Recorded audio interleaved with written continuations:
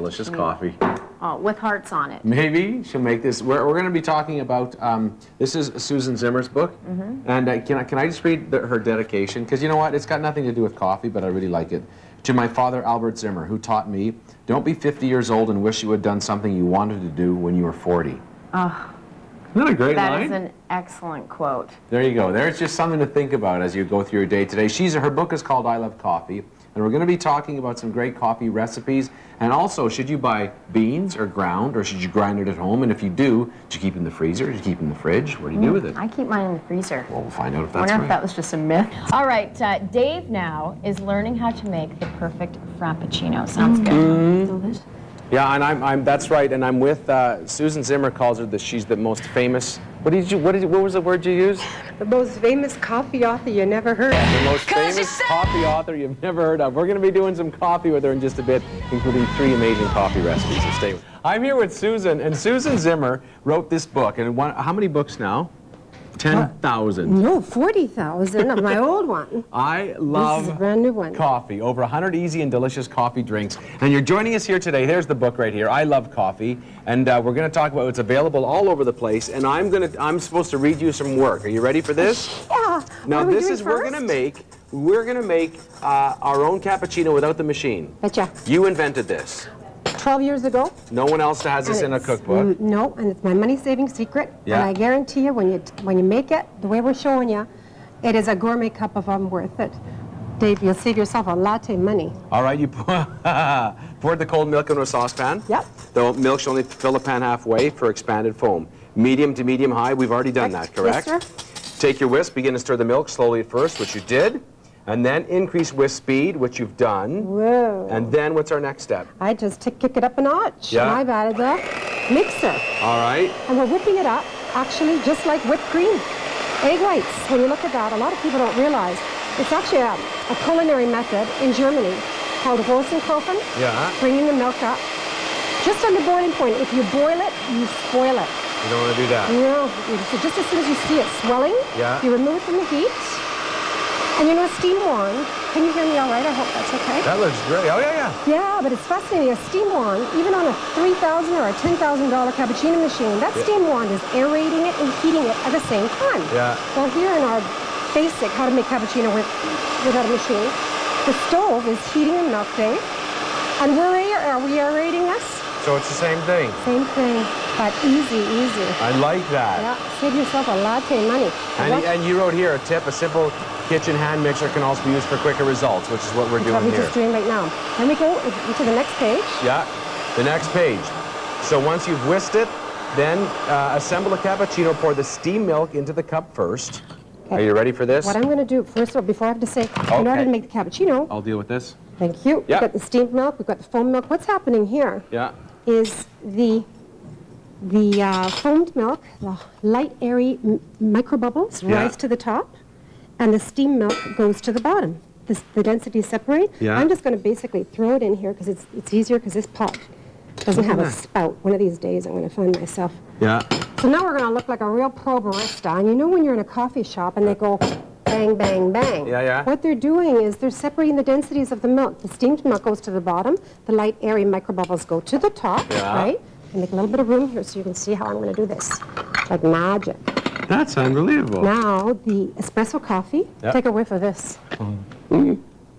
Wow. That's coffee. Is that potent? That is No kidding. But I do suggest 100% Arabica, fine grind. The more, I say too that what you pay is what you get for. You do? You do. And you get a high quality, air roasted, 100% Arabica. You put this into these little authentic Italian Bialetti stovetop makers. Yeah. You know, these Italians have been making this for 60 years. They know what they're doing. Right. Put the filtered milk in here, up to the valve, into the portafilter. Make sure you always, once in a while, watch the seals. If they dry out, they're available at all Italian boutiques, Lina's, Dina Rosa's. Screw on the top, put it on medium to low heat on your stove, and what happens, she boils it up, and here's the magic of TV. We have one already brewed here for you.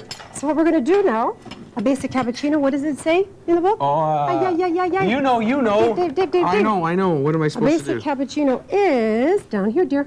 1/3 steamed milk poured from the saucepan. Here we go. Holding a large spoon in place so no milk foam pours with steamed milk. Am I doing this right? You're doing very good. Okay, thank you. 1/3 fluffy milk froth, which is spooned on top. Yes, sir. And then 1/3 brewed espresso poured from your stovetop mocha-style maker. Watch this. Watch and learn. Down the side. Yeah. Nice and steady, Freddy. And when you have it served into a transparent mug, the beautiful layers, the presentation is absolutely Look at that! to die for. And you explain that whole thing in the book. And here we go. It's $5, $5.